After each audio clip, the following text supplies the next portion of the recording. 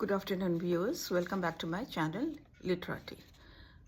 Today I will talk about Robert Browning's great poem, My Last Duchess.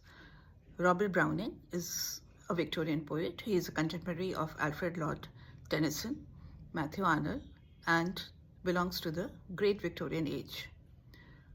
I always think that when you discuss a poet or a writer or any literary artist, one should always have an idea of the background, the temperament, and the general human experience of that particular artist. It helps us to understand that person better, because every writer has got the perception of their own experience and the period in which they live in their bones. It is a part of who they are. And as literature is always born out of life, these writers express themselves, or they put themselves in their writing. Even if the work they create is not deeply personal or subjective, yet their entire intellect or their creative temperament is shaped partly due to the ambience of the times in which they are shaped morally, spiritually, as human beings, and of course, as intellectually. Though there are some critical theories which analyze a work of writing, whether it is a poem or a drama or a novel, by concentrating on the piece itself. But otherwise, keeping these critical theories aside, my personal idea is to discover the layers in any piece of writing. One needs to go back to that person, that historical time frame, and understand that writer, that poet in totality. In my last lecture, I discussed Keats's Ode to a Nightingale and Ode to Autumn. And now I am coming to Robert Browning's My Last Duchess. The Romantic Age immediately preceded the Victorian Age. Victorian Age, we can say, it began from the Queen Victoria's coming to the throne. That was in 1837, and she had a long reign. It covered almost the entire 19th century, and she died in 1901. The Romantic Age is a period which we roughly consider to begin from 1798, when Wordsworth and Coleridge produced their work. They jointly produced the lyrical ballads, which came out in 1798. And the Romantic Age in poetry began, and it existed, or it continued till 1834, we can say. It is generally considered after the death of Coleridge, though Wordsworth died in 1850. Now, in literature, we cannot demarcate scientifically or extremely chronologically the beginning or the end of a particular period or particular stimulus in literature. It, like life, literature also flows on. It is a continuous tradition, as T.S. Eliot has also said in his Tradition and Individual Talent. So it is not really correct, like a scientific formula, to give a sense of exact date or time. But as generations come and go, certain currents change. It is the changing times, because change is the only constant, and it is the changing external conditions. This is the flow of life, because literature, we know that it is a product of life itself, because all these great writers, they have put themselves in their work. Literature is born out of life, as Hudson has explained in his essays. We cannot look at literature and we cannot separate it from life, because life, through the writer's work or the poet's vision, is analyzed in that particular piece of literature. So today, like I said, I would like to look at Robert Browning, Tennyson, and Matthew Arnold. These were the three great Victorian poets. Victorian age is known primarily as the age of the English novel because the novel, since its inception in 1740, historically speaking, it had continued to grow from strength to strength till it was now, it had reached immense variety, immense possibilities, immense greatness in many different forms of writing. Two great novelists, Walter Scott and Jane Austen, exhibited in their great novels the completely different ways in which the form of the novel could be used. Due to the influence of the Romantic age, historical novels and regional novels by Walter Scott and Maria Edgeworth were very popular. And of course, Jane Austen, we know that she was a writer who had given a depth and a seriousness and a philosophy of life and analysis of life and a moral quality according to F.R. Lewis in her novels. So the first two decades we can say, belonged to Walter Scott and Jane Austen. And then of course there were other pre-Victorian novelists. Marryat was one of them, and other minor writers, Charles Dickens, Thackeray, and Trollope. These were considered the greatest novelists of the Victorian age. Victorian age, since it was so long, it can be divided in three different sections: the early Victorians, the mid-Victorians, and the later Victorians. So with Charles Dickens, his first work, Pickwick Papers, was published in 1836. Queen Victoria came to the throne in 1837, and the entire 19th century was the rule of Queen Victoria, which formally ended in 1901, at the beginning of the 20th century. The early Victorians, the mid-Victorians, and the later Victorians, among which were George Eliot and Henry James and so on. And the novel grew from strength to strength. It created different benchmarks of excellence. The Bronte sisters, who were in a genre of their own, and the beginning of the psychological novel, The Stream of Consciousness technique, George Eliot's great social novels, and Henry James' entire theory of conception of novels being a work of art. So this was the age of the English novel. But the Victorian poets were also creating a different kind of poetry. There were two groups of Victorian poets. One was, of course, the group of Browning, Tennyson, and Matthew Arnold, and there was another group which went against the flow. And these were the pre-Raphaelites, who tried to create a pictorial quality of the paintings of Raphael in their poems. They went against the trend of the age, and they created their own particular group, which was belief in the aesthetics of art and the aesthetics of writing. The Victorian age was a great age of stability. It is also known as the age of reforms. It was also known as a period of imperialism, when Britain was at the height of its power. Britain had become a world power, a global power. There was, due to the Industrial Revolution, there was great prosperity. There was the spread of education.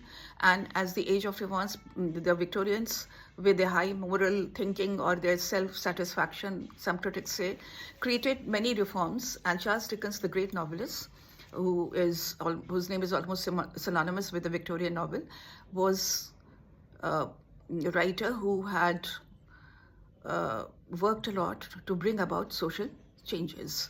In fact, Walter Allen says that Charles Dickens was almost like the voice of the conscience of the Victorian age. So Victorian age was a very complex period. Another aspect of the Victorian age was a conflict between science and religion, due to the new intellectual curiosity and scientific research and theories and new ideas. One of the, we can say, the very climactic moments in the Victorian age was the publication of Charles Darwin's Origin of the Species in 1859. In this revolutionary book, Charles Darwin proved man's origin, the theory of natural selection, and it went against the belief system, the faith system, the ideas of the Bible, of man being, born with a spark of divinity, and all these ideas created a sense of doubt and despair among the intellectual mind. And this is particularly expressed among the poets. Robert Browning, Tennyson, and Matthew Arnold. So in the Romantic age, the poets had a system of belief. They believed in nature. If they had some questions, they always found their answers in nature. Keats, Shelley, Coleridge, Wordsworth, and Lord Byron. For them, nature was something which gave them solace and comfort, and it was something to which they could turn, and they were at peace with themselves. They were serene in spite of all their Keats's pessimism or his despondency and his sense of mortality and his death wish also, which is present in many of his lines. These poets celebrated beauty and they were at peace with themselves. The Victorian age poets found that they had questions which no one could answer. They had these doubts, and it is very apparent, it is expressed very powerfully in Tennyson's In Memoriam, and when he grapples with his loss, he cannot find any comfort or he cannot find any answers. It is also expressed in Matthew Arnold's Dover Beach, his yearning or his search for answers. Robert Browning is also one of this group, and he has created a different kind of subject matter or theme in his poems. He looks at human behavior or human psychology rather, and the complexities of human emotions, and certain aspects which cannot be explained easily in his poems, particularly My Last Duchess. He seems to have a fascination with abnormal psychology. So these poets did not have that same belief system in place which the Romantics had. Rather, they were full of doubt and a kind of despair and a kind of questioning attitude, which led them to look for answers. My Last Duchess is in the form of a dramatic monologue. What is the difference between a dramatic monologue and a soliloquy? This is something which we need to understand. A dramatic monologue is when a person is speaking, you hear just one voice, you don't hear a conversation. And this dramatic monologue is addressed to another person, more than one person. A soliloquy is usually which appears in plays where there's one character on the stage and that character is speaking to himself. It is rather like thinking aloud. It is the way of the dramatist to express what the novelist can explain in his novels, but the dramatist cannot come on the stage and tell you what is going on in the mind of the character. So the character thinks aloud in a soliloquy, and this is supposed to be in isolation. It is supposed to be when the character is facing himself alone. But a dramatic monologue is when the character is addressing a person or persons. So in my last Duchess, and in many of Browning's poems are in dramatic monologue. One is Two in a Campana. And again, in that poem also, he has tried to analyze complex psychology, an abnormal psychology. And in my last Duchess, which is a very famous poem, he talks about a very arrogant and extremely patriarchal, and his arrogance is to the point of obsession and almost fanatic, and it is something which is almost frightening. So he talks about this character who is a nobleman in Italy, and he has inherited a very old, ages old, centuries old family. He is a proud owner of that name, that lineage. He is, for him, it seems to be the most important thing. And in his behavior, this obsessive thinking has led him to almost a criminal act, and his persona reveals himself as he goes on speaking. This is also a technique of dramatic monologue, that the person reveals himself or herself while that person speaks. My last Duchess is written in a heroic couplet, 28 heroic couplets, and it moves very fast. Robert Browning himself is the time frame of his period is in the Victorian age proper, and he and his wife Elizabeth Barrett Browning were among the leading poets of the Victorian poetry. His great contemporary Alfred Lord Tennyson was the poet laureate, while Robert Browning and his wife and Matthew Arnold were considered among the greatest poets of the Victorian age. I will analyze my last Duchess in my next lecture. In the meanwhile, this introduction will sort of prepare my listeners to expect what the poem is about. There's a very easy rhyme scheme. It's in heroic couplets. So the lines are transparent, the words are easy. But the complexity of emotions is almost unbelievable. There's a feeling of, almost surreal experience as we hear the cold, the arrogant, the extremely